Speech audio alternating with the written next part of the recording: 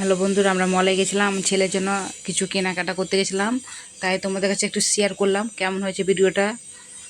বেশি বড় করতে পারিনি, শর্ট ভিডিও করেছি, একটু তোমরা দেখবা, আমার পাশে থেকেও একটু সাপোর্ট করো, আমি যেন এগিয়ে যেতে পারি। চলো কি কি কেনাকাটা করছি তোমরা পুরোটা দেখতে থাকো, স্কিপ না করে পুরোটা দেখতে থাকো।